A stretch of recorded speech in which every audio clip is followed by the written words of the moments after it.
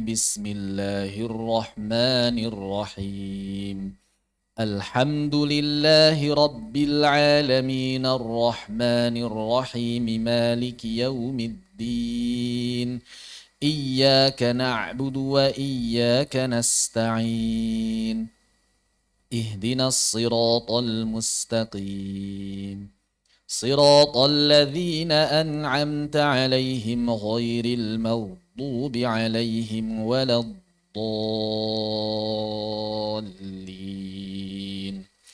Amin. Bismillahirrahmanirrahim.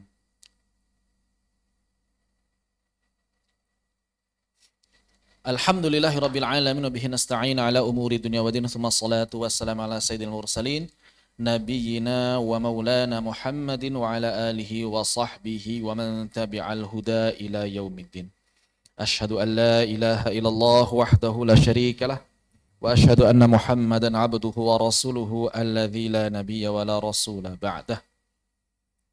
Dalam kesempatan yang lalu alhamdulillah kita telah sampai pada bab terakhir, itu bab lin.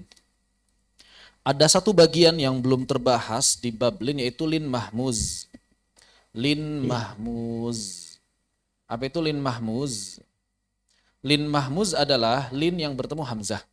Kan kalau kita berbicara mengenai sebab mad far'i, sebab mad far'i, maka dia ada dua. Yang sebab lafzi, ada hamzah, ada sukun. Maka demikian pula lin. Jadi lin itu sebabnya ada dua juga, hamzah, ada sukun. Hanya saja yang diamalkan oleh para ulama hanya sebab sukun saja.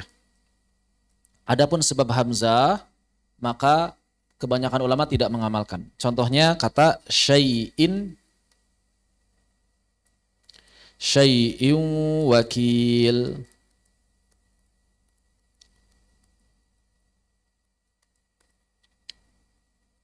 Maka di sini kulla syai'in wakil. Maka di sini ada lin ya yang bertemu hamzah, tapi hamzahnya bukan sukun, hamzahnya berharokat kasrah. Maka apakah di sini dibaca mad? Maka terjadi perbedaan pendapat di kalangan para ulama. Mayoritas ulama, jumhur, tidak menjadi mad, lin saja. Mayoritas ulama mengatakan tidak menjadi mad. Innallaha bikulli syai' ala kulli syai'in wakil. Ala kulli syai'in wakil. Atau misalnya kalimat-kalimat yang lain. Intinya adalah ya lin atau waw lin yang bertemu dengan hamzah. Adapun sebagian ulama dalam riwayat Imam Warsh misalnya, maka dia diamalkan sehingga bisa dibaca tawassut. Bisa dibaca tawassut. Innallaha bikulli syai'in, seperti itu. Ya. Syai'in wakil. Kenapa? Karena berpendapat bahwa hamzah termasuk sebab yang bisa membuat lin dibaca memanjang lebih dari dua harokat.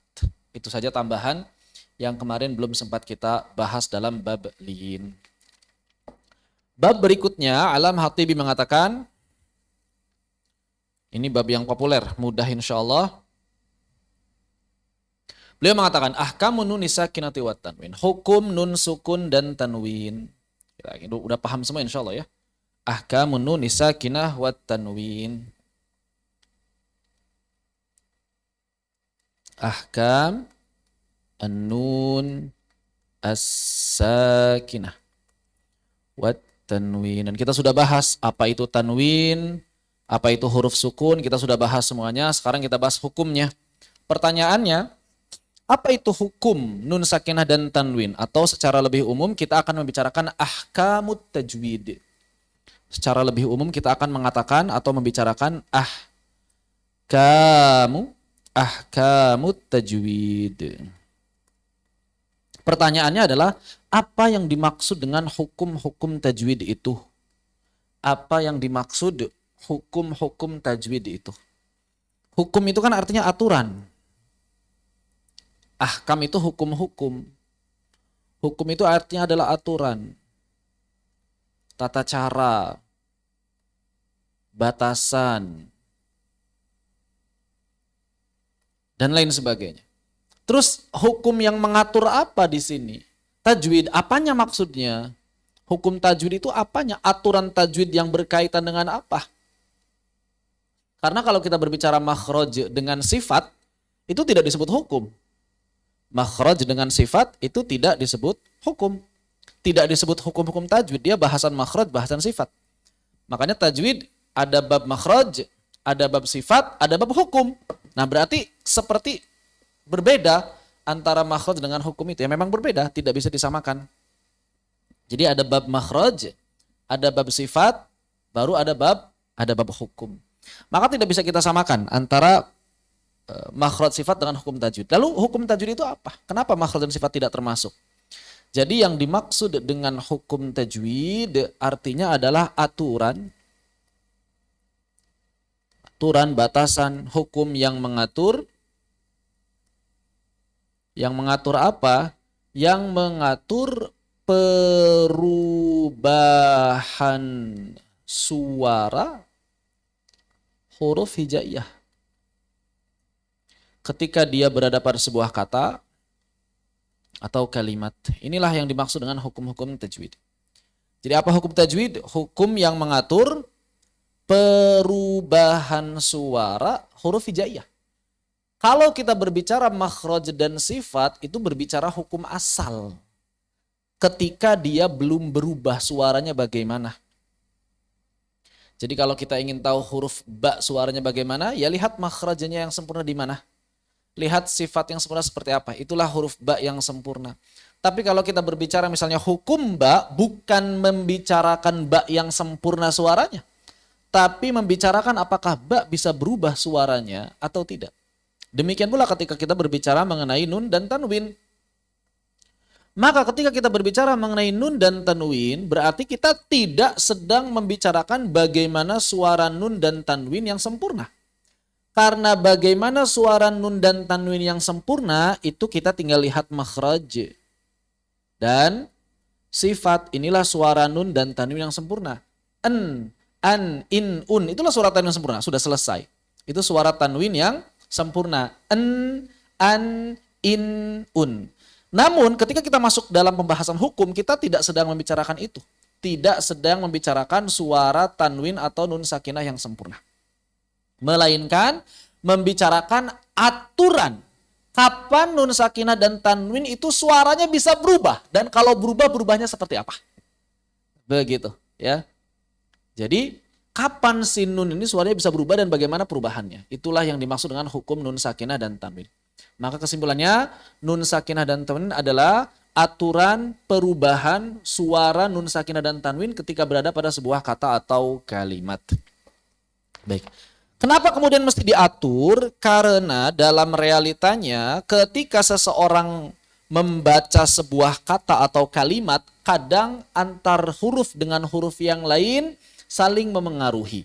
Misalnya saat kita membaca kata kholaqa. Ini kadang lamnya jadi tebal. Jadi baca kholaqa. Ya kan?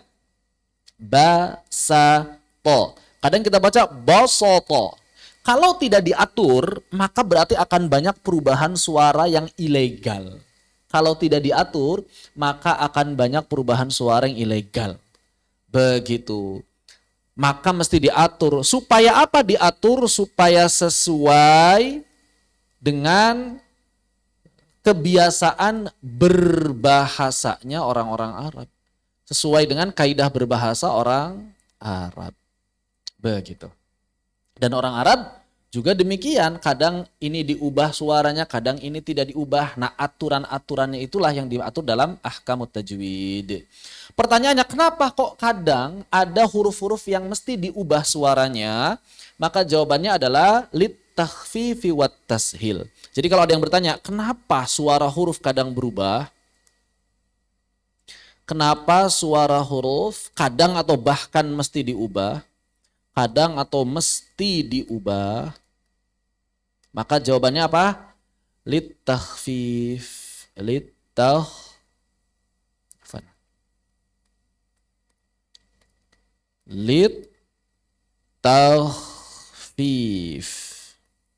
Litakhfifi wat tashil.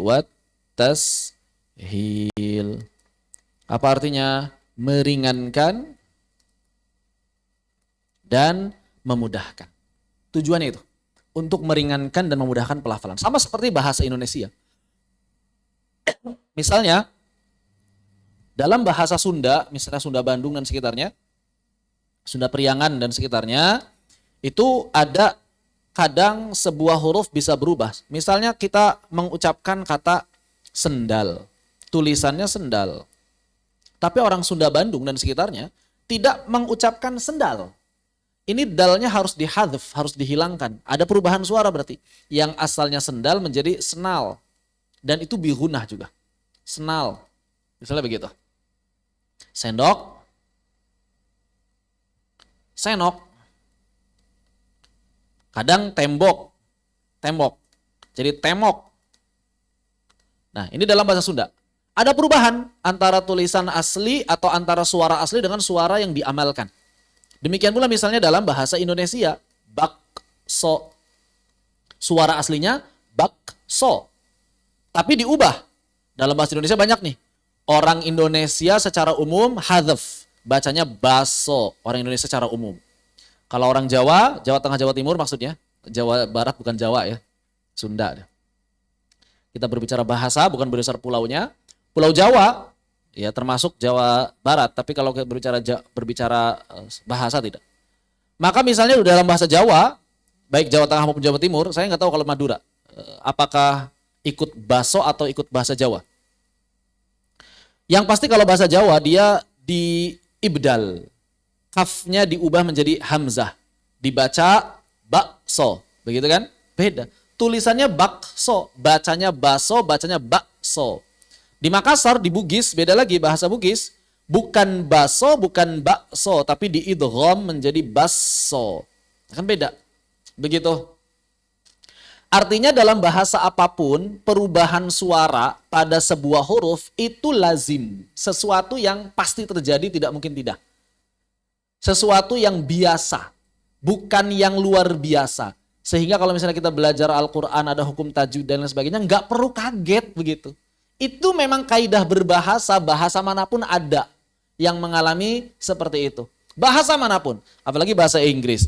Bahasa Inggris itu tulisannya apa, suaranya bagaimana. Seperti misalnya O, kalau satu-satu kan O, N, I, bacanya one. T, W, O, suara satu-satunya et, O, tapi dibaca satu, tu. Begitu. Dan kita tidak bisa memprotes perubahan-perubahan ini. Kenapa? Karena yang namanya bahasa itu berkembangnya otoriter ya.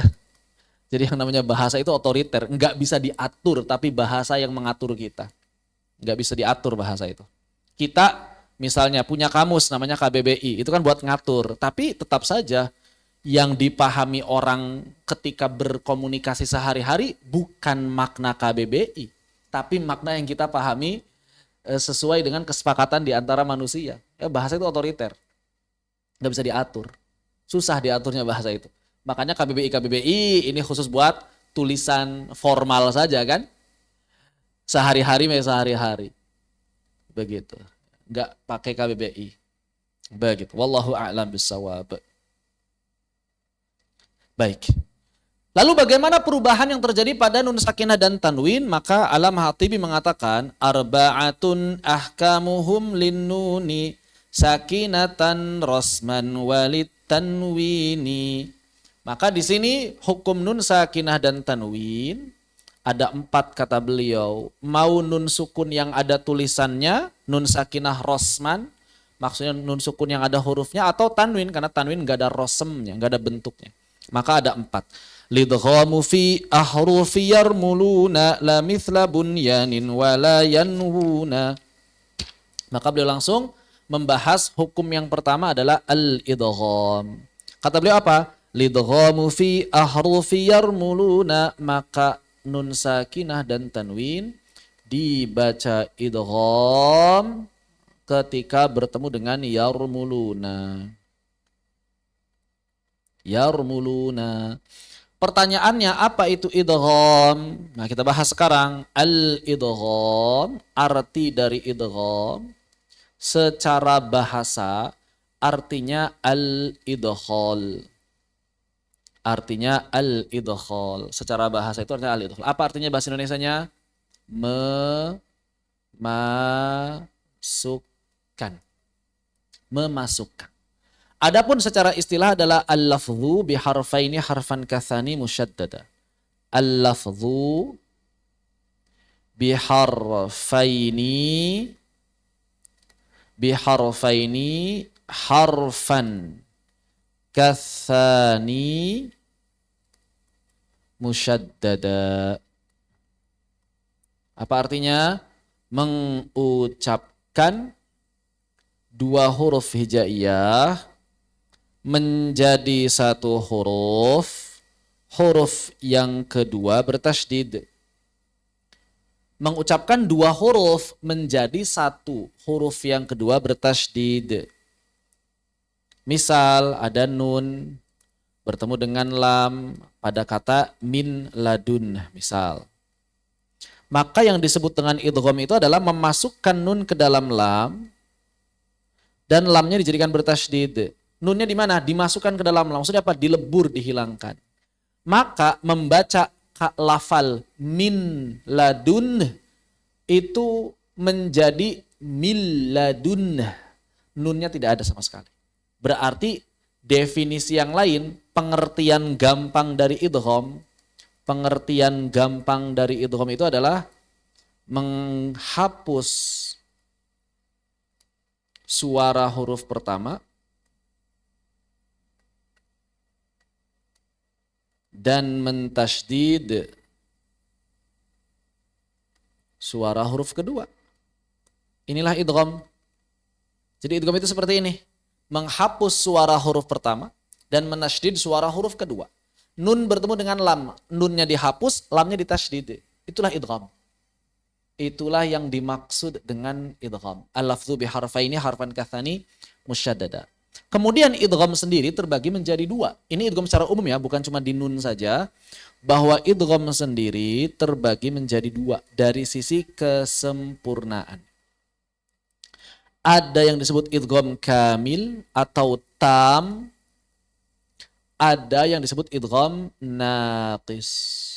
Apa bedanya idgham kamil dengan idgham naqis? Kalau idgham kamil itu idgham yang 100% terjadi idgham. Jadi memenuhi definisi tadi 100%. Kalau naqis tidak. Idgham yang tidak 100%. Ada sifat yang tersisa, enggak masuk sebagian, begitu. Ada sifat yang tersisa. Kapan idgham naqis terjadi? Kalau dalam riwayat Hafs, idgham naqis terjadi kalau huruf pertamanya adalah itbaq atau hunnah. Misalnya basalt ta.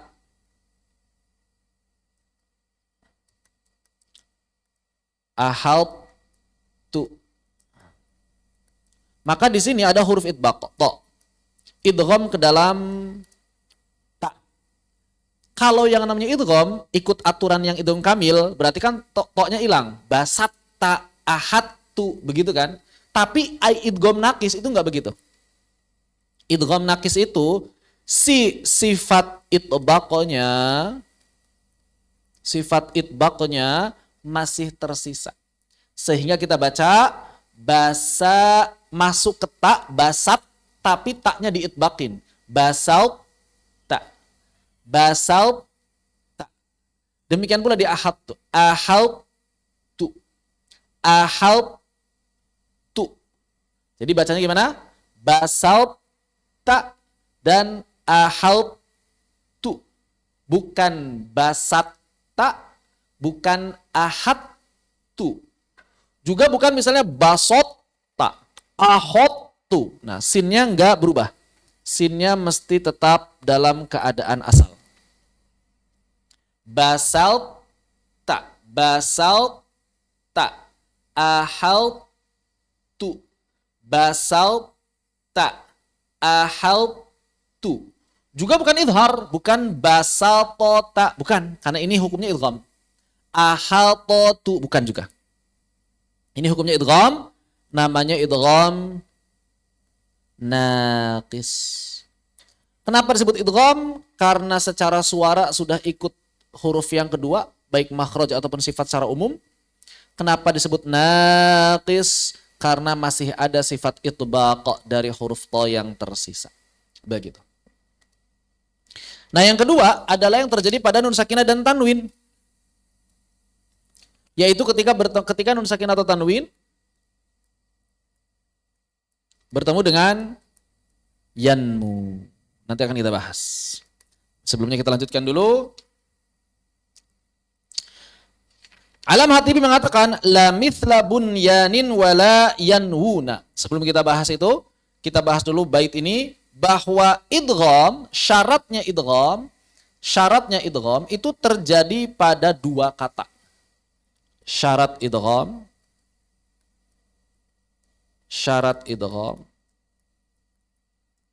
terjadi pada dua kata yang berbeda. Sehingga kalau ada satu kata yang bertemu antara nun sukun dengan huruf yang biasanya mesti menjadi tempat idgham, itu tidak diidghamkan. Ada 4 kata di dalam Al-Quran. Yang pertama bunyan. Yang kedua ad-dunya.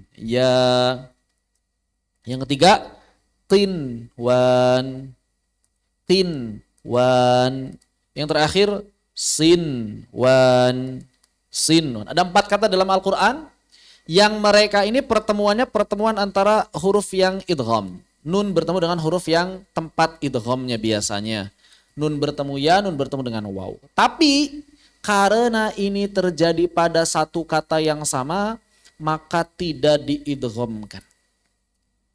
Dunya, ad-dunya, bunyan, tinwan, sinwan, seperti itu. Semuanya dibaca izhar, kembali ke hukum asalnya. Demikian. Alasannya apa? Menjaga makna. Karena kalau kita bacanya buyan, dunya, tiwan, siwan, itu orang Arab malah nggak paham. Orang Arab malah tidak memahami. Maka menjaga makna, berarti di sini ada kaidah. Hifdzul ma'na, menjaga makna, muqaddamun, didahulukan, min hifdzil ahkam, daripada menjaga hukum, min hifdzil ahkam, menjaga makna didahulukan daripada menjaga hukum. Sehingga kalau ada satu kata, apakah dia terkena hukum tajwid atau tidak, dilihat dulu. Kalau kena hukum tajwid, rusak nggak maknanya? Atau bikin bingung orang Arab nggak? Kalau terkena hukum tajwid nggak bikin bingung orang Arab, masih bisa dipahami, maka hukum tajwid diamalkan. Tapi kalau hukum tajwid tersebut malah membuat maknanya menjadi rancu dalam pandangan orang-orang Arab, maka ditinggalkan hukum tajwid itu, dikembalikan ke asalnya. Seperti itu, wallahu ta'ala. Baik. Kemudian, wa tarakul ghunnata ma'la min wara wa man yubaqqi ma'huma mashtahara lakinna ma'ahrufiyan nubqi. Nah, di sini idgham dalam nun sakinah dan tanwin tadi sudah dibahas. Idgham itu secara umum ada idgham tam atau idgham yang sempurna, kamil. Ada idgham yang naqis. Dilihat dari sudut pandang cara bacanya, maka nanti ada yang bi ghunnah dan bila ghunnah. Kapan nun sakinah tanwin idghamnya tam? Nun sakinah tanwin idghamnya tam ketika bertemu dengan nun, mim, lam, dan ra. Dan idghamnya nakis ketika bertemu dengan waw serta ya. Begitu. Ini dari sisi idgham kamil atau idgham nakisnya. Berarti ketika bertemu dengan nun, mim, lam, dan ro, nun tanwinnya hilang 100%. Ketika bertemu dengan waw dan ya, maka nun tanwinnya suaranya masih ada sebagian. Begitu. Adapun dilihat dari suaranya, maka kita kenal juga dalam bagian nun sakinah tanwin ada yang namanya idgham bi gunnah dan idgham bila gunnah. Idgham bi gunnah dan idgham bila gunnah ini bisa kamil, bisa nakis. Apa artinya idgham bi gunnah? Bi dengan, gunnah itu suara rongga hidung. Bi gunnah dengan menyempurnakan suara rongga hidung atau dengan mengalirkan suara dari rongga hidung. Bila gunnah, bila itu aja tanpa gunnah, tanpa aliran suara dari rongga hidung. Maka kita akan membaca idgham bi gunnah ketika bertemu dengan ya, nun, yanmu, ya, nun, mim, dan waw. Ya, nun, mim, dan waw. Ya, nun, mim, dan waw. Yanmu.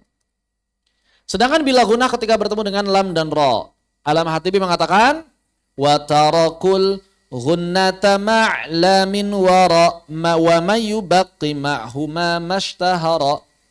Yang terkenal atau yang populer yang diamalkan kebanyakan ulama ketika bertemu dengan lam dan ro, maka idghamnya bila gunnah. Adapun apabila dia dibaca gunnah, lam dan ro-nya dibaca gunnah, itu ada tapi tidak populer. Jadi nun sakinah atau tanwin yang bertemu dengan huruf lam dan ro, maka dibacanya bila gunnah. Dibacanya bila gunnah. Tanpa gunnah menurut siapa? Menurut kebanyakan ulama. Menurut mayoritas ulama. Ada sebagian kecil ulama yang mengamalkan dia dibaca bi gunnah. Contoh, mir rabbihim. Maka kita baca tanpa gunnah. Mir rabbihim. Dan idghamnya kamil, berarti nunnya hilang. Suara nunnya hilang, langsung masuk ke ro bertasydid. Mir rabbihim. Demikian pula milladun misalnya. Milladun. Maka ini kita baca tanpa suara nun sama sekali. Milladun. Milladun. Ini adalah cara mengidghamkan dengan kamil dan tanpa gunnah. Milladun. Mir rabbihim. Milladun. Mir rabbihim. Masuknya sempurna. Apa makna masuknya sempurna? Nunnya sudah tidak tersisa sedikit pun. Ketika sudah masuk, cara bacanya tanpa gunnah. Begitu. Ketika sudah masuk, cara bacanya tanpa gunnah menurut pendapat kebanyakan ulama, mir rabbihim milladun. Ada juga sebagian kecil ulama yang membaca dengan gunnah. Bagaimana cara membaca dengan gunnah? Maka dengan cara mengalirkan suara rongga hidung sambil mentasydidkan ro dan sambil mentasydidkan lam. Contoh, milladun, milladun, mil. Jadi ada suara dari rongga hidung, mil. Dan dipanjangkan gunnah. Min ladun atau yang ro mir rabbihim, mir rabbihim. Hanya saja cara baca bi gunnah untuk lam dan ro itu tidak masyhur. Itu tidak masyhur, kurang terkenal. Namun ada jalur yang mengamalkannya dari jalur thayyibah, dari jalur thayyibah atau jalur an-nashr fil qiraatil asyarnya Ibnul Jazari. Adapun kita Syatibiyah tidak. Jalur Asy-Syatibiyah hanya mengamalkan yang bila gunnah saja. Wallahu a'lam bissawab.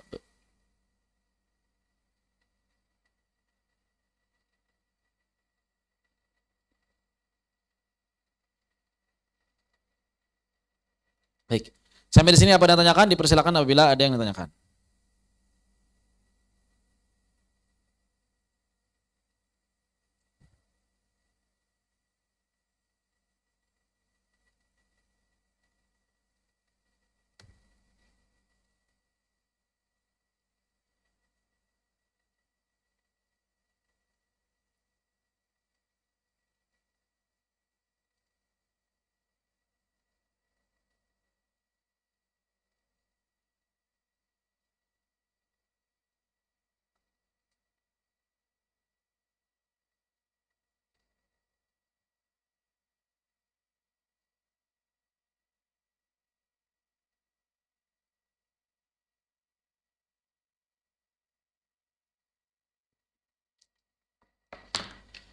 Berikutnya adalah idgham bi gunnah.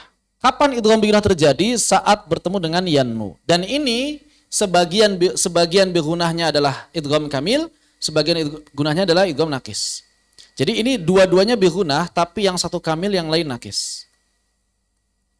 Yang kamil adalah ketika bertemu dengan nun dan mim. Seperti misalnya kalimat min mal, maka ini bi gunnah yang kamil. Tapi kalau misalnya kita mengatakan yang termasuk juga innaqul, ini masih bi gunnah kamil. Tapi kalau kita membaca nun bertemu dengan waw seperti miwali, maka ini idghamnya nakis, bi gunnah tapi nakis. Miwali. Dan juga mayya'mal. Mayya'mal, maka ini idghamnya nakis. Apa perbedaannya?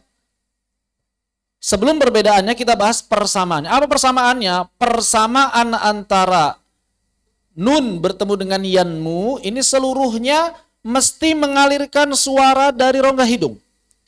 Miu, ada suara rongga hidung. Miu wali, may ya'mal, innaqul, mimmal. Semuanya mesti mengalirkan suara dari rongga hidung. Apa perbedaannya?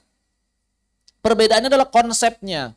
Ketika nun bertemu dengan mim dan nun bertemu dengan nun atau tanwin bertemu dengan mim dan nun, maka di sini idghamnya idgham kamil. Maksudnya bagaimana? Suara nun pertamanya hilang 100%. Suara nun pertamanya hilang 100%. Dan huruf keduanya bertasydid. Maka yang kita gunnahkan itu suara mim dan nun yang berharokat. Mimmal, mim. Nah itu gunahnya berasal dari huruf kedua. Gunahnya berasal dari huruf kedua. Mimmal, mimmal. Kenapa dipanjangkan gunahnya? Karena mimnya bertasydid dan nunnya bertasydid. Innakul, mimmal, innakul. Ditahan 2 harokat. Mimmal, gunnah yang sempurna ditahan 2 harokat. Innakul, begitu. Namun ketika bertemu dengan waw dan ya, maka gunnahnya gunnah, maka idghamnya idgham nakis. Nunnya masih ada, jadi suara sudah di waw, di sini suara sudah di ya, tapi masih ada gunnah. Mengucapkan waw, miu, tapi masih pakai suara rongga hidung. Jadi suara di mulut suara waw, di hidung suara nun. Miu. Kalau kita tutup hidung, suara mulut masih ada. Miu. Kalau kita tutup mulut, suara hidung masih ada. Miu. Jadi ada dua-duanya. Miu wali. Dan dipanjangkan juga 2 harakat. Demikian pula mayya'mal, suara mulutnya ya. May, ada suara mulut. May. Dan ketika kita tutup mulut, maka ada suara rongga hidung. May. Bukan di hidung semuanya. Misalnya seperti ini. Miung, miung. Itu gak ada suara waw. Miung, mang. Atau di mulut semuanya. Miu, may. Tidak.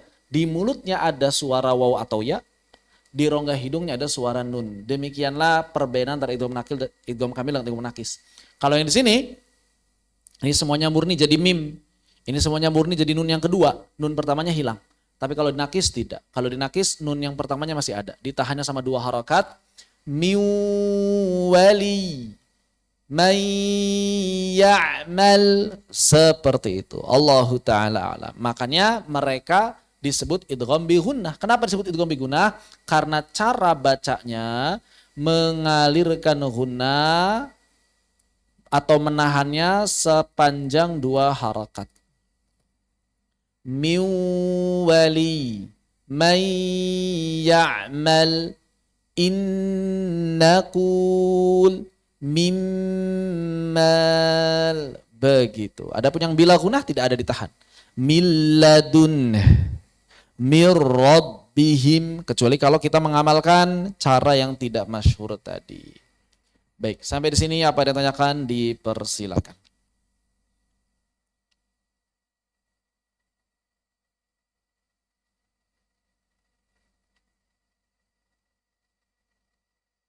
Baik. Apabila tidak tanyakan, kita lanjutkan.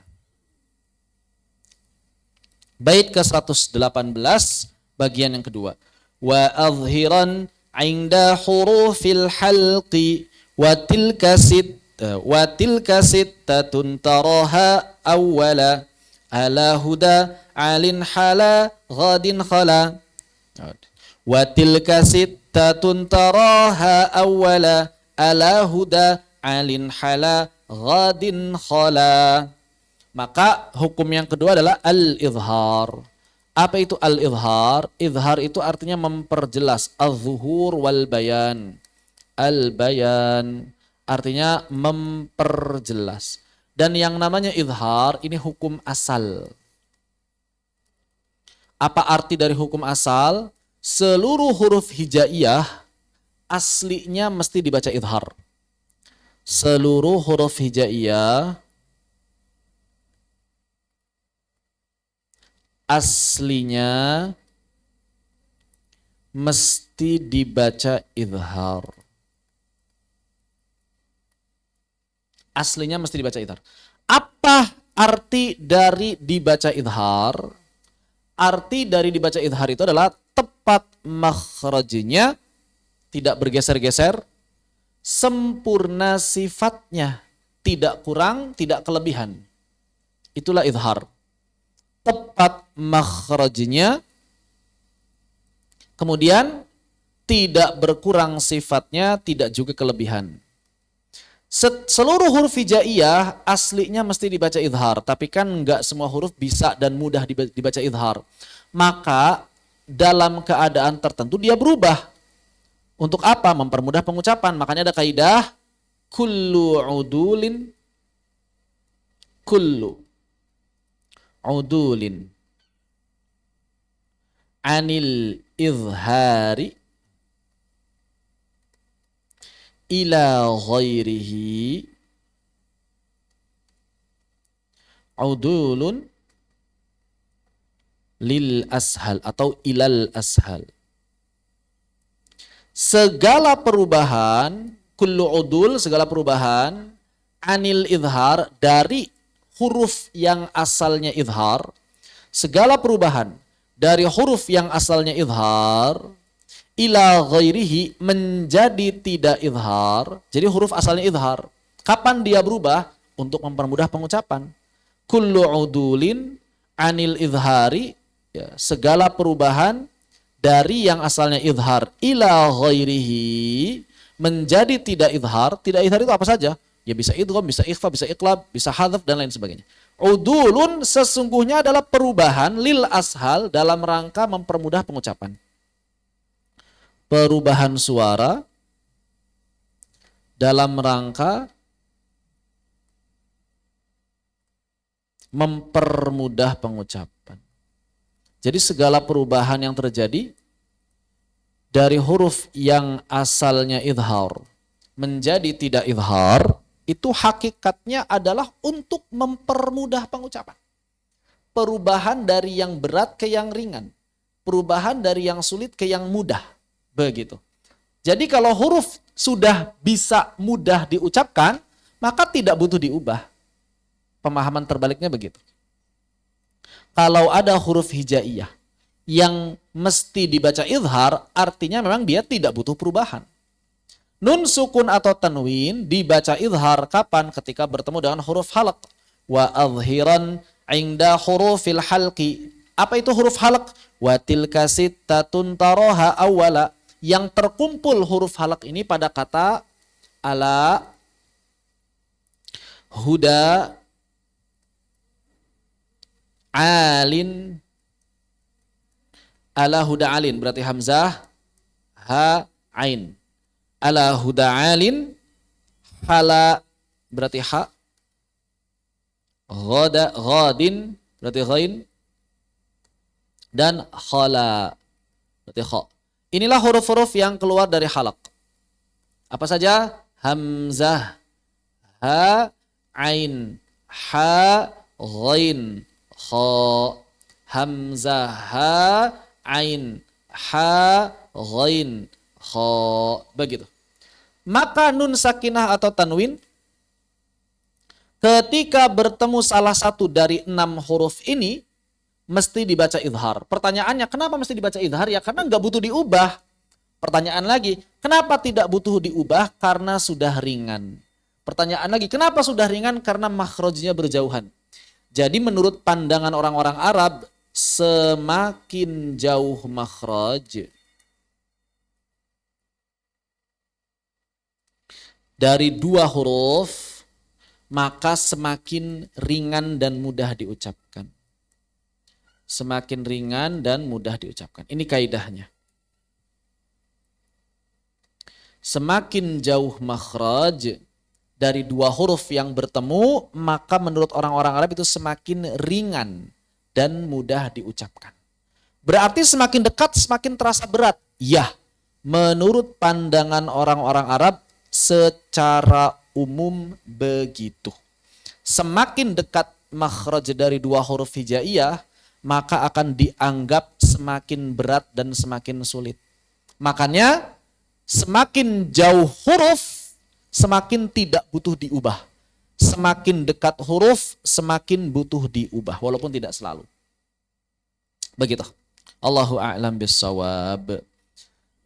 Maka dari itu juga, menurut sebagian ulama, misalnya Imam Abu Ja'far Ibnul Qa'qa' al-Madani, beliau mengatakan bahwa huruf kha dan huruf ghain ini hukumnya hukum makhraj lisan. Hukum makhraj lisan. Apa konsekuensinya? Konsekuensinya berarti ketika nun sakinah atau tanwin bertemu dengan kha ataupun ghain, tidak izhar. Kenapa tidak izhar? Karena dianggap sudah dekat makhrajnya. Tidak benar-benar jauh. Kalau nun tanwin bertemu dengan huruf halaq itu kan jauh. Tapi ternyata ada 2 huruf halaq, kha dan ghain, yang hukumnya menempati hukum makhraj lisan. Konsekuensinya apa? Maka menurut Imam Abu Ja'far Ibnul Qa'qa' al-Madani, nun sakinah atau tanwin ketika bertemu dengan kha dan ghain itu diikhfakan. Dan itu adalah sesuai dengan sebagian kabilah orang-orang Arab. Misalnya fasayunghidun ma'an ghadaqa, atau misalnya min khair, atau misalnya wa amanahumu min khauf. Kenapa? Karena menilai nun sakinah dan tanwin, nun sakinah atau tanwin dengan kha ataupun ghain ini sudah huruf yang berdekatan, bukan huruf yang berjauhan. Begitu. Adapun menurut kebanyakan ulama, maka diizharkan. Kebanyakan ulama diizharkan. Nah, kita baca izhar. Contoh, yan'aun,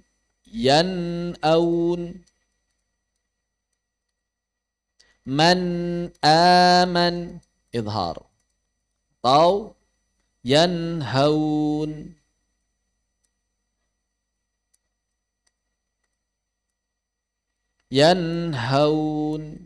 atau misalnya minhad, atau misalnya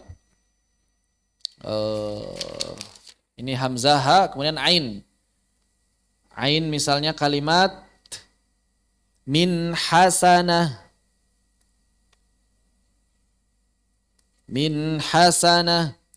ghafurun halim,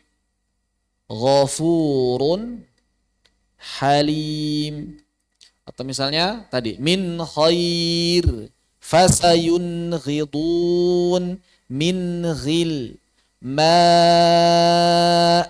ghadaqa sami'un alim man amila amala, dan seterusnya. Itu semuanya dibaca dengan izhar. Apa itu izhar? Menyempurnakan suara nun ataupun tanwin, sempurna dari makhrajnya, tepat makhrajnya, dan sempurna sifatnya.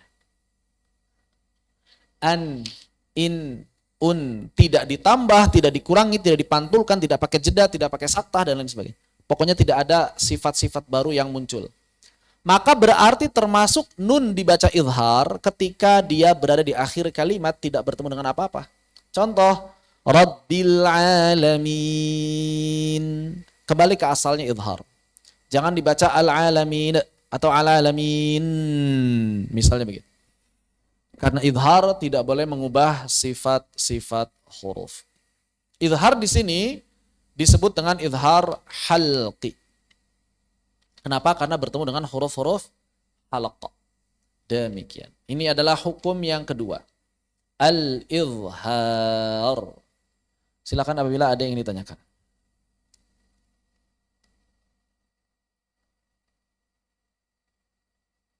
Kalau tidak ada kita lanjutkan kembali.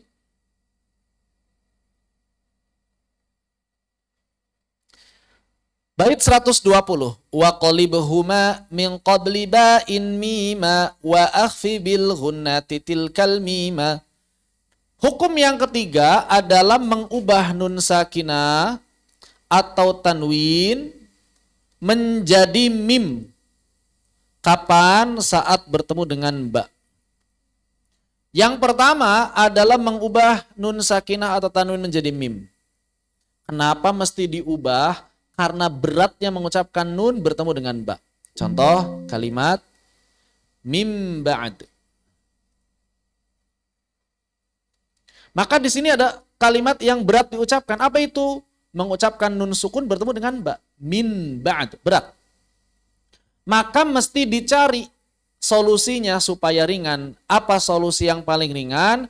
Iqlab atau qalb. Apa itu qalb atau iqlab? Yaitu mengubah. Yang fasih qalb.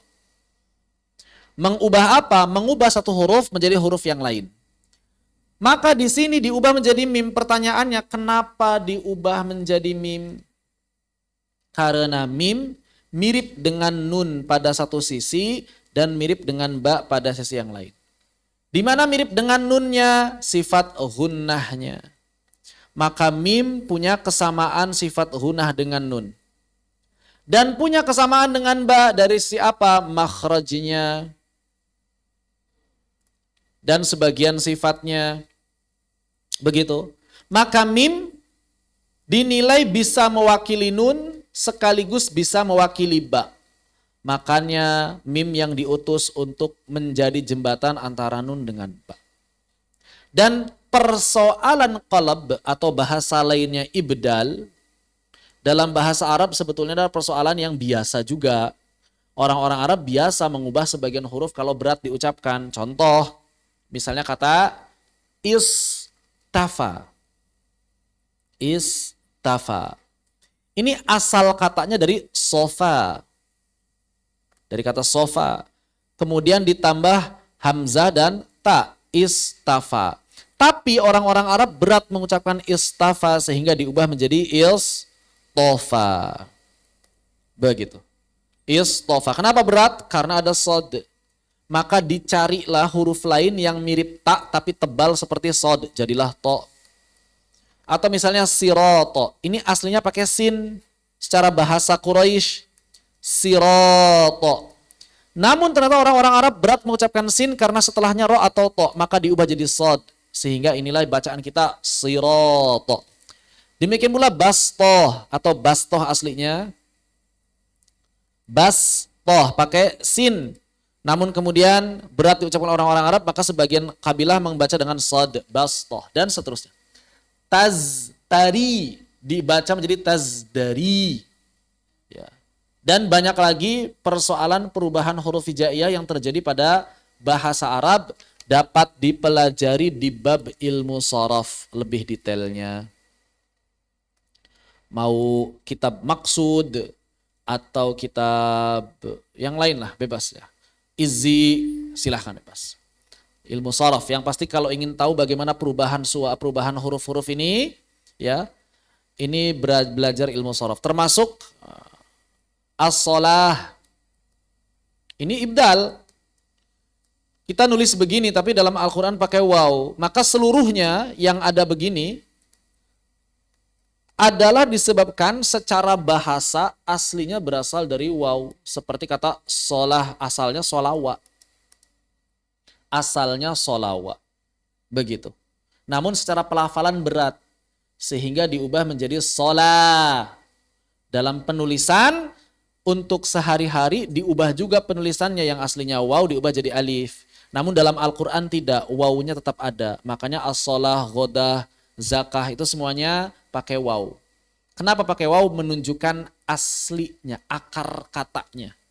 Begitu. Dan itu termasuk bagian dari ibdal, bagian dari iqlab. Dan huruf-huruf lain yang juga banyak. Dan huruf-huruf lain juga banyak sekali dalam bahasa Arab. Silakan belajar ilmu sharaf untuk lebih detail. Baik. Berkaitan dengan ba atau nun sakinah tanwin bertemu dengan ba, maka di sini para ulama sepakat. Para ulama sepakat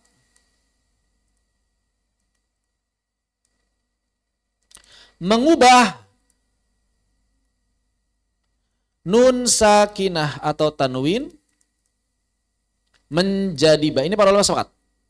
Menjadi mim. Para ulama sepakat. Mengubah nun sakinah tanwin menjadi mim saat bertemu dengan ba. Ini para ulama sepakat, tidak ada yang berbeda pendapat. Kemudian di sini disampaikan wa akhfi bil ghunnati tilkal mima. Nah, di sini baru para ulama berbeda pendapat. Setelah nun sakinah atau tanwinnya berubah menjadi mim, maka mimnya ini dibaca idhar atau dibaca ikhfa. Maka di sini para ulama berbeda pendapat. Para ulama berbeda pendapat. Apakah mimnya diizharkan atau diikhfakan? Apakah mimnya diizharkan atau diikhfakan? Para ulama beda pendapat. Di antaranya siapa yang membaca izhar? Di antaranya adalah pendapatnya Al-Imam Makki bin Abi Thalib dalam kitab beliau Ar-Ri'ayah. Dalam kitab Ar-Ri'ayah, maka Imam Makki bin Abi Thalib mengatakan nun diubah menjadi mim ketika bertemu dengan ba, kemudian dibaca dengan izhar. Dibaca dengan izhar. Begitu. Adapun kebanyakan ulama seperti Imam Abu Amr Ad-Dani, Imam Ibnul Jazari dan kebanyakan ulama yang lain mengatakan mimnya diikhfakan. Mimnya diikhfa. Ini pendapat jumhur mayoritas ulama. Jadi para ulama sepakat mengubah nun tanwin menjadi mim. Kemudian para ulama berbeda pendapat. Mimnya ini diizharkan atau diikhfakan. Kebanyakan ulama mengikhfakan. Poin ketiga, bagaimana cara mengikhfakannya? Maka cara mengikhfakannya pun para ulama berbeda pendapat lagi. Cara mengikhfakan mimnya bagaimana? Yang pertama mengatakan bahwa mesti merenggangkan lidah sedikit. Atau memberikan celah. Tarkul furjah istilahnya. Apa itu tarkul furjah? Menyisakan celah di antara dua bibir ketika diucapkan. Contoh, misalnya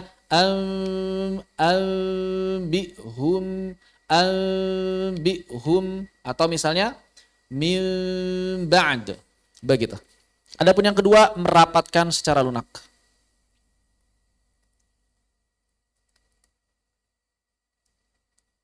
Atau intibaqus syafatain. Intibaqus syafatain. Jadi di sini ada dua cara. Kebanyakan ulama dengan merapatkan secara lunak. Dan itu adalah pendapat dari ulama-ulama zaman dulu, seperti misalnya Imam Thahir bin Ghalbun, Abu Amr Ad-Dani, juga Al-Imam Ibnul Jazari, dan ulama-ulama setelahnya. Merapatkan bibir secara lunak, intibaqus syafatain. Contoh, ambihum bi asma atau mim ba'di. Begitu. Bukan dengan cara merenggangkan lidah.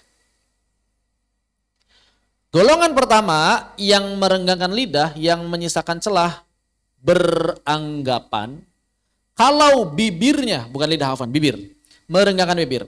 Kalau bibirnya tidak renggang, maka bukan ikhfa namanya. Kata golongan pertama. Kata golongan pertama, kalau bibirnya nggak renggang, bukan ikhfa namanya. Maka apa jawaban golongan kedua? Golongan kedua menjawab, ikhfa mim itu memang tidak harus renggang. Kenapa ikhfa mim tidak harus renggang? Karena yang namanya ikhfa, ciri khas ikhfa, di antara ciri khas ikhfa itu yang pertama adalah tidak menekan kuat makhraj. Tidak menekan kuat makhraj. Ciri yang kedua, bersiap-siap pada makhraj berikutnya. Pada makhraj huruf kedua. Nah, ketika kita merenggangkan bibir, benar tidak menekan kuat. Oke, terpenuhi, tidak menekan kuat. Tapi ketika kita merenggangkan bibir, kita belum bersiap-siap pada huruf kedua. Karena harusnya dipersiapkan, berarti justru menurut golongan mazhab kedua, kalau pakai bibir renggang enggak terpenuhi ikhfa. Justru dengan merapatkan bibir terpenuhi ciri ikhfa. Yang pertama tidak menekan kuat, ya tinggal jangan ditekan. Ambihum, tidak menekan kuat. Arin anit tasydid. Dan yang namanya ikhfa mesti bersiap-siap pada huruf kedua. Dan huruf keduanya di ba-nya di bibir, maka disiapkan di sana. Ambihum, maka menurut mazhab kedua, justru ikhfa'nya mim akan terrealisasi apabila kita mengucapkannya dengan merapatkan bibir secara lunak. Dari mana dilihat bahwa itu bisa lebih terrealisasi? Yang pertama dari sisi makhrajnya tidak menekan kuat, yang kedua dari sisi bersiap-siap pada huruf yang kedua. Wallahu a'lam bissawab. Sampai sini apa yang tanyakan? Dipersilakan apabila ada yang tanyakan. Ustadz, Ya silakan. kalau furjah ini ya dari siapa Ustadz? Kan tadi Abu Amr Adani, kalau Saya Imam belum tahu ulama Al-Ghazali. zaman dulu yang ngamalin furjah. Belum ketemu, kitabnya belum ketemu. Belum ada kitab ulama zaman dulu, belum ada. Lebih tepatnya saya belum menemukan adanya kitab zaman dulu yang membaca furjah. Begitu. Wallahu a'lam bishawab. Oh, jadi kurang kuat ya Ustadz ya? Ya, bisa dikatakan seperti itu karena saya belum tahu. Bahkan saya baca-baca pendukung furjah itu mereka rata-rata hujahnya, dalilnya masalah teori ikhfa. Karena memang wallahu alam sepertinya belum ada ya pendapat ulama zaman dulu yang menyatakan furjah. Karena mereka pendukung furjah sendiri dalam tulisan-tulisannya nggak pernah menyatakan, misalnya ada ulama ini, ulama zaman dulu menyatakan furjah, itu saya belum baca pendapat-pendapatnya seperti itu. Karena ulama zaman dulu justru yang banyak menyatakan merapatkan kedua bibir. Demikian wallahu a'lam bissawab. Tapi perbedaan ini bukan aujuh kan Ustadz? Bukan, ini bukan wujuh. Kalau wujuh itu satu riwayat ya, dua-duanya sahih. Kalau ini mesti ditarjih. Yang afdol adalah mesti ditarjih, mesti diunggulkan mana yang bisa kita amalkan. Namun tentu saja tetap sambil saling menghormati satu dengan yang lain. Begitu. Karena ini nggak dibaca dua kali. Kalau wujuh itu bisa dibaca dua kali. Jadi bedanya wujuh sama istilahnya ada khilaf wajib, ada khilaf jaiz. Kalau khilaf jaiz ini nggak bisa dibaca dua kali. Khilaf wajib ini butuh tarjih. Tarjih itu mesti dicari yang lebih unggul. Kenapa? Karena tidak bisa dibaca dua kali. Tidak bisa dibaca dua kali. Jadi kita baca cuma sekali, pilih mana begitu. Adapun yang kedua khilaf jaiz. Nah, khilaf jaiz ini wujuh. Ya wujuh. Maka yang seperti ini kita boleh mengamalkan yang manapun. Kenapa? Karena bisa dibaca dua atau bahkan beberapa kali. Bisa dibaca semuanya gitu. Bisa dibaca beberapa kali dalam sekali bacaan. Seperti misalnya mad arid li sukun 246 ini kan tiga-tiganya bisa kita baca diulang-ulang 3 kali. Begitu. Seperti itu wallahu a'lam bissawab. Kalau lagi menjam. Pada surah Yusuf itu Letak mana itu ini wujuh ya Ustaz ya. Kalau Sudah jaiz ya. antara ismam dan raumnya wujuh. Karena bisa dibaca Oh. ismam dan raum 2 kali. Tapi kalau kita misalnya berbicara ismamnya ismam yang mana? Dari 4 riwayat itu yang mana? Nah itu mesti ditarjih. Karena itu khilaf wajib. Nggak bisa kita ulang-ulang ismamnya beberapa kali. Ismam cuma satu, dipilih. Begitu. Oh, Demikian pula gitu. raumnya. Raumnya seperti apa? Raumnya seperti apa maka dia khilaf wajib. Nggak bisa kita ulang raumnya 2 kali. Dalam sekali baca. Begitu. Wallahu a'lam bissawab. Demikian. Makasih Ustaz. Sama-sama.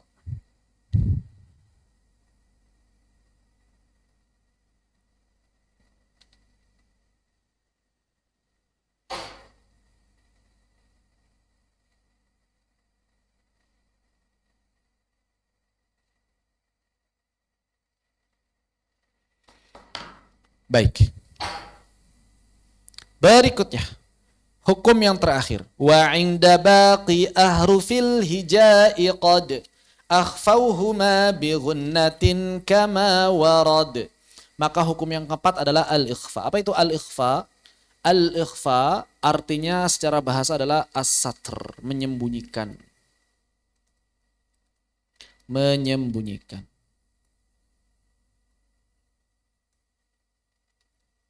Adapun secara istilah tajwid adalah an-nutqu.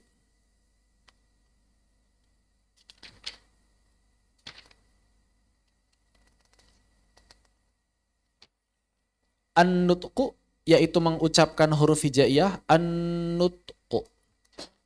Bil harf mengucapkan sebuah huruf, bisifatin dengan sifat, bisifatin bainal izhari wal idgham. Bainal izhari wal idgham. Arin anit tashdid.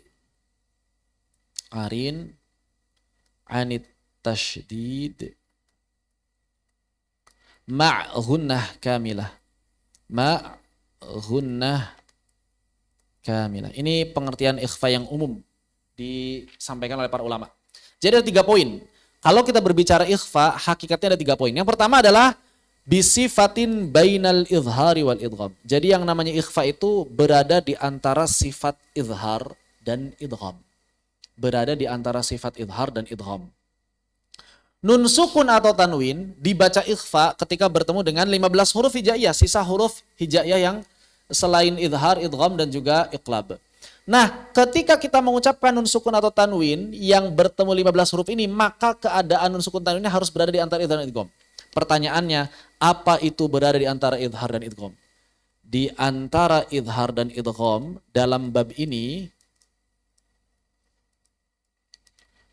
ini adalah melihat dari sisi makhraj khayshum dan makhraj khayshum dan makhraj mulutnya.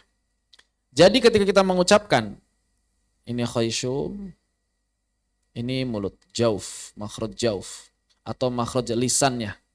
Karena ini berbicara mengenai huruf nun dan tanwin. Ketika kita mengucapkan idgham atau idhar dulu, ketika kita mengucapkan idhar, maka man aman, man makhraj lidahnya aktif, man berarti lidahnya aktif. Man khayshumnya juga aktif. Ini idhar. Man. Ketika idghamnya idgham kamil ya, karena yang harus jadi acuan yang idgham yang sempurna. Mil ladun, mil di makhraj apa itu? Makhraj nun bukan. Mil. Makhraj nun bukan. Mil. Bukan. Berarti makhraj nunnya pasif. Makhraj khayshumnya mil. Pasif juga. Ini idgham.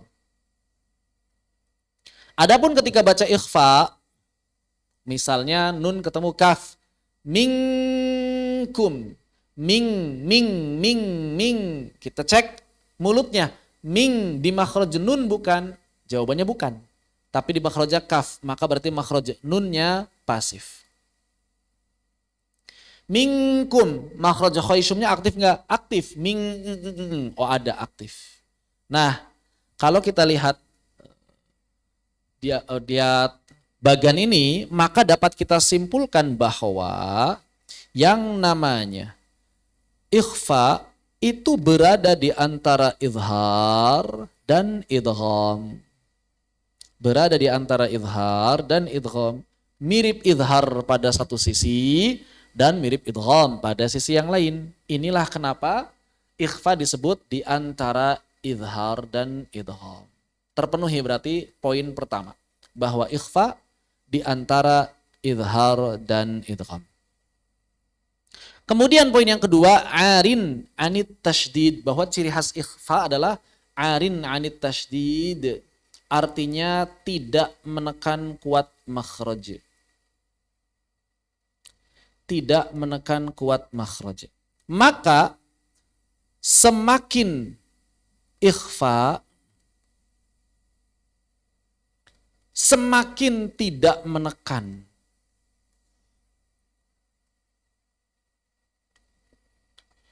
Ikhfa-nya berkurang,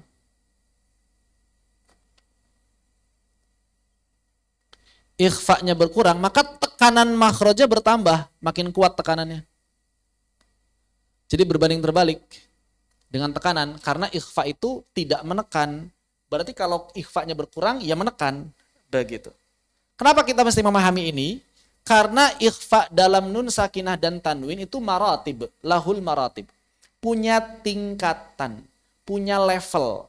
Kata Imam Abu Amr Ad-Dani dalam kitab At-Tahdid, maka semakin dekat ikhfa, semakin dekat pertemuan kedua hurufnya, maka semakin tinggi ikhfanya, semakin kuat ikhfanya.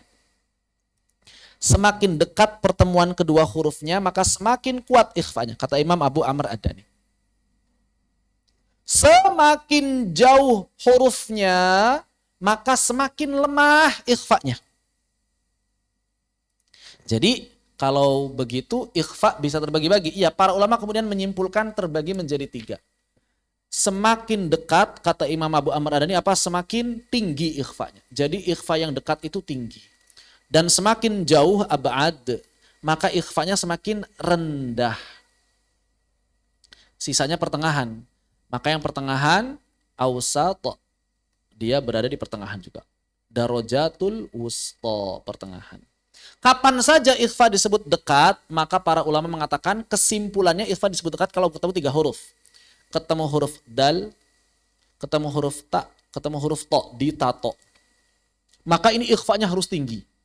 Berarti sangat tidak menekan kuat makhrajnya.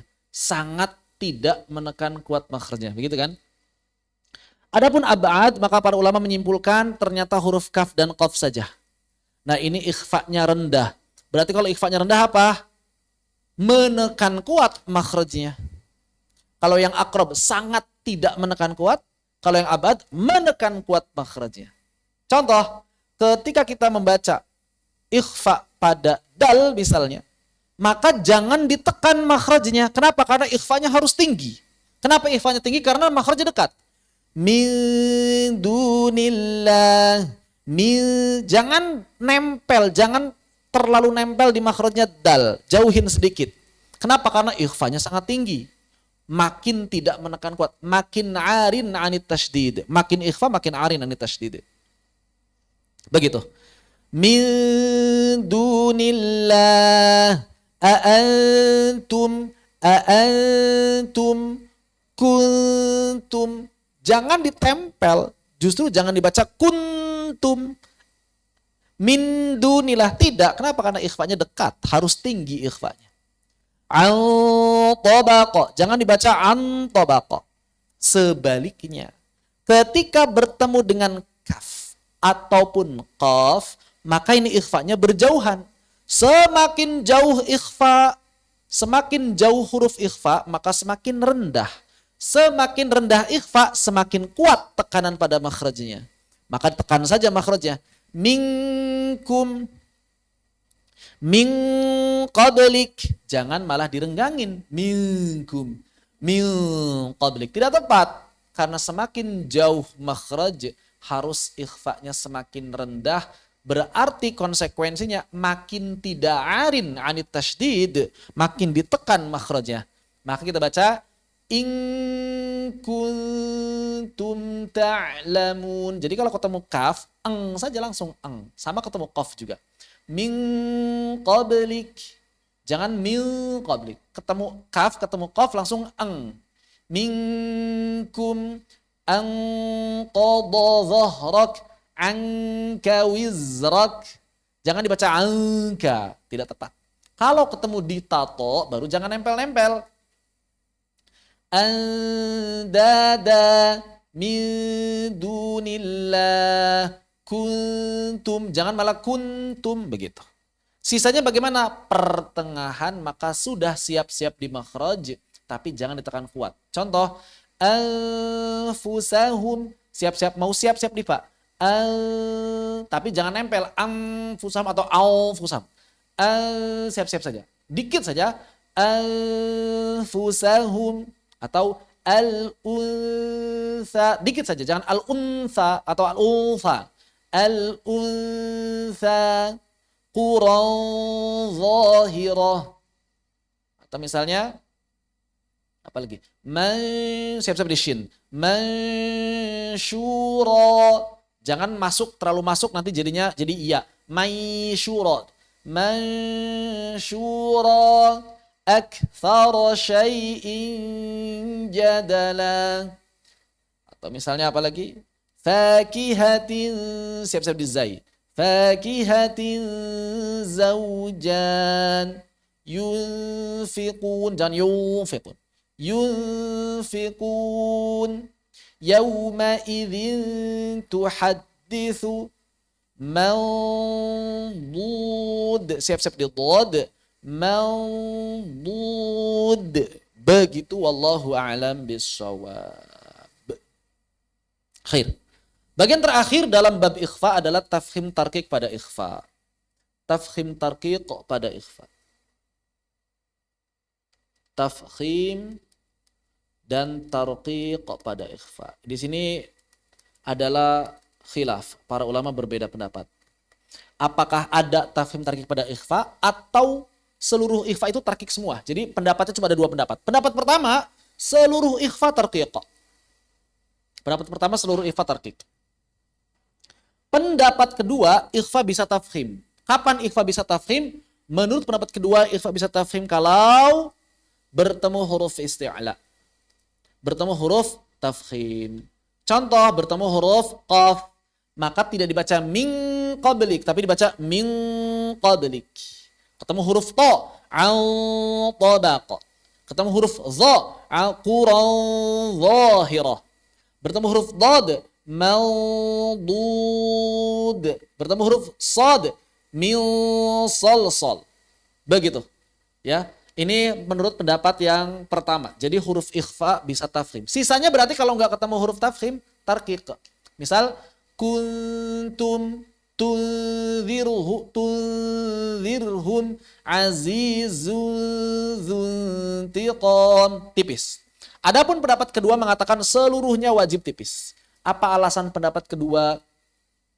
Alasannya adalah belum ditemukan di kitab-kitab zaman dulu bahwa ikhfa bisa dibaca tafkhim.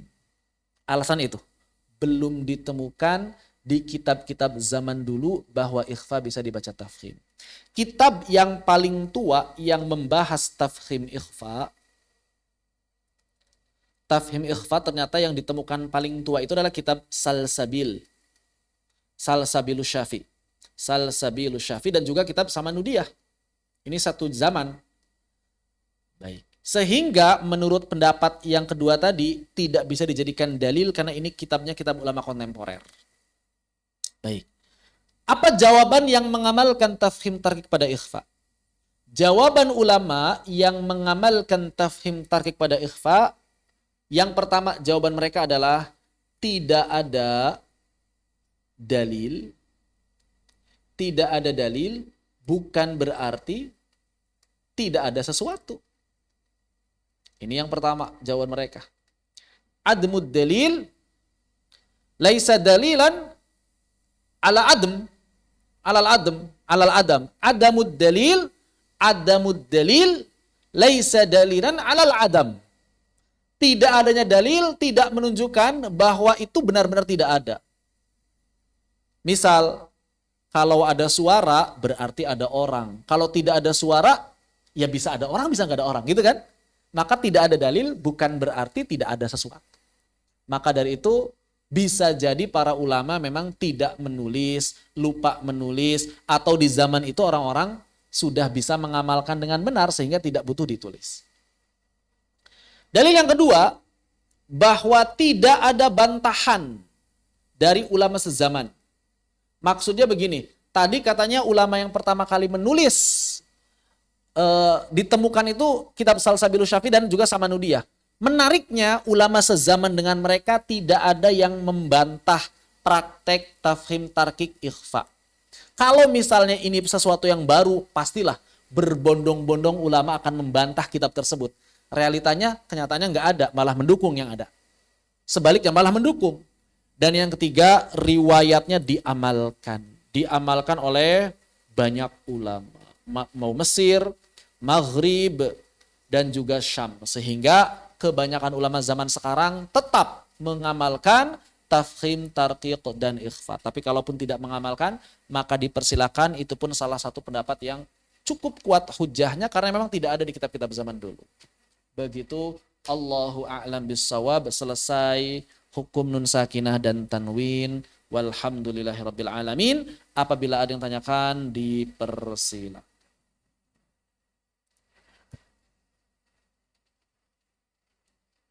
Silakan kalau ada yang tanyakan. Kalau tidak ada berarti selesai sampai di sini.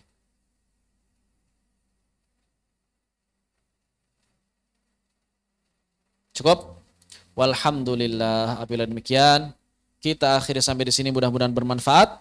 Fanaktafi bihadza walhamdulillahirabbil alamin. Subhanakallahumma bihamdika asyhadu an la ilaha illa anta astaghfiruka wa atubu ilaik. Assalamualaikum warahmatullahi wabarakatuh.